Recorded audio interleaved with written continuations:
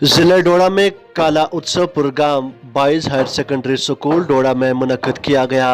इस दौरान district development council के चेयरमैन दांतर सिंह के अलावा महकमा तालीम के अहदेदारान भी प्रोग्राम में भी शामिल रहे, जहां रंग बिरंगी प्रोग्राम पेश किए गए। जेके अर्ली न्यूज़ के लिए डोडा से हमारे नुमाइंदे इशरत वानी की खास रिपोर्ट।